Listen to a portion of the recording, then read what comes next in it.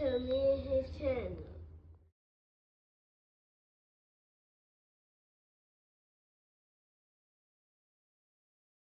What's up, it's your boy LOE Visuals. I'm back with another y'all day going up, y'all vibing, y'all chilling, y'all enjoying y'all day, y'all productive day. We back at it. Before I start, make sure y'all smash the like button, smash the like button, smash the like button.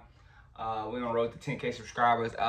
Make sure y'all subscribe to follow my X at Visual LOE, follow my TikTok at LOE.vision, follow my Facebook at LOE Visuals. So let's talk about it. So, will Shadeur Sanders make the Cleveland Browns final 53-man roster? It's a big conversation because at his pick, he was 5th round, pick 144. It's no guarantee that he makes the team. If we just being honest, it's no guarantee. He still has to work in training camp and rookie mini camp. He still has to ball out. He needs a big camp. But as far as business wise, I think he makes it. It's 5 quarterbacks in that room. So that's a big situation, but business-wise, I mean, I think that his jersey sales would basically, if I'm the front office, the owner, it would entice me to keep him on the team. Just as far as business-wise, but he's not gonna have anything given to him. As far as where he stands, they took two quarterbacks in this draft, Dylan Gabriel and him.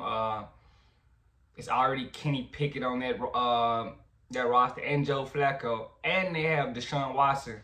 But I think Deshaun Watson isn't going to be playing much. They're just trying to get, I think that they did some smart things by getting 2 rookie QBs, so they can basically negate that contract because he has a big contract. And if Shadeur is your starting QB, I mean, and you basically got him, he's probably making about. He's probably about $4 million for this deal, so he's probably getting about $1 million a year or something like that, but taxes, so he's probably getting like $700,000 a year, so he's not getting a lot, being that he's a rookie, and I can see it now, but I'll get into that later in the video. But yeah, from a business standpoint, I want to keep him on my team. I think it's a good idea from a business standpoint. Now, does he have the skill to go out there and take a spot? I mean, I think so. I mean, Dylan Gabriel, he's good, but I mean, could you imagine Shadeur Sanders in an Oregon offense? Great offensive line, great receivers. Could you imagine him in that type of offense? We gotta start putting, that Colorado team, they were okay. They weren't as, they were okay, but they weren't dominant like some of these other football teams. How do you feel about Shadeur being in Ole Miss's offense? It's kind of, I think he flourishes in every other offense. Now, I don't know how those guys would be if they got put in the Colorado offense. I just don't know, But, it's a little bit of hate. I think they're going to keep the kid. I mean, as far as arm talent, I think he's talented enough to throw the ball in the NFL. I just think it was more of collusion of why, he went so late. It was actually beneficial for the NFL that he went so late. It was the most ever, tuned in second and third days ever.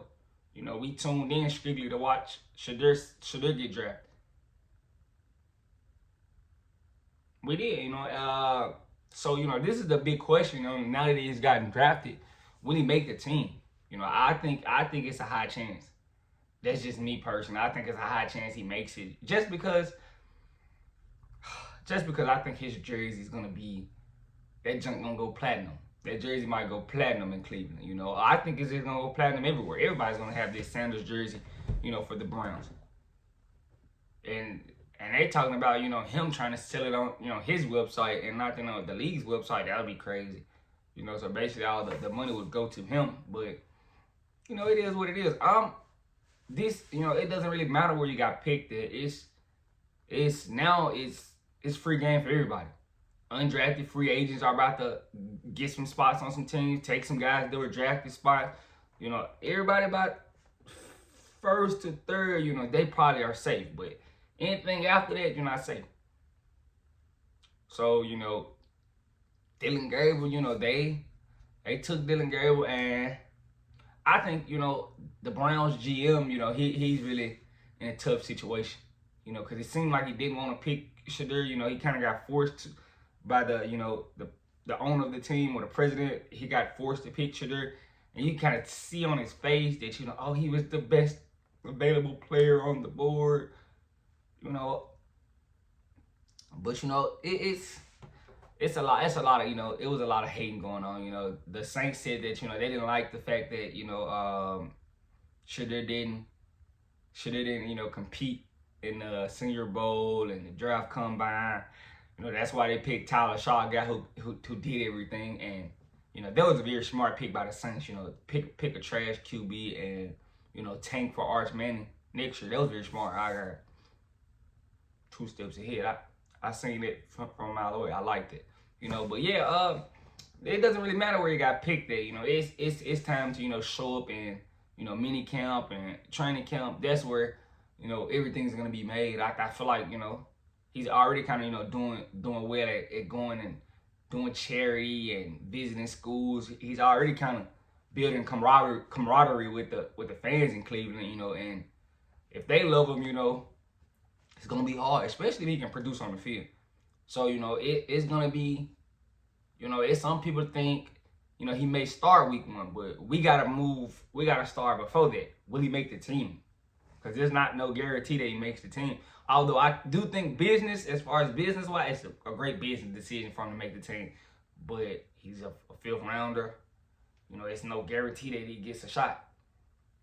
Respectfully, it's no guarantee. I do like him. I do think he shouldn't have failed, but, you know, it is what it is. You know, they try to make an example out of him, which they always try to make an example out of us, but it is what it is. I think this is the most important moment. You know, what you're gonna do on practice and, you know, mini camp and training camp. This is where you get your opportunity, and I think he should do well. It's fine now the 5 QB situation. Okay, I think they're gonna keep Deshaun and trade him, you know, later on next year, because he's not gonna play. I think his Achilles is messed up. You know, Dylan Gabriel, he's the other rookie QB. You got Kenny Pickett. I think they might trade Kenny Pickett for trade value.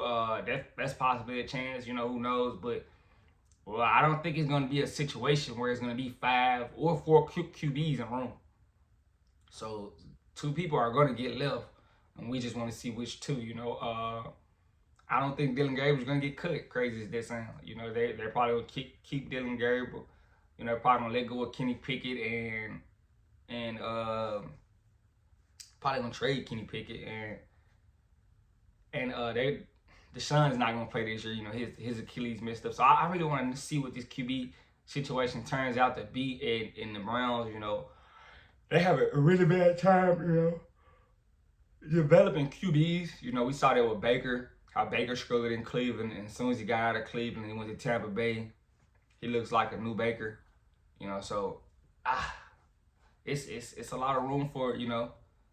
We gotta just see, but, you know, the first step that we should be worrying about is him making the team. Let's not worry about week 1.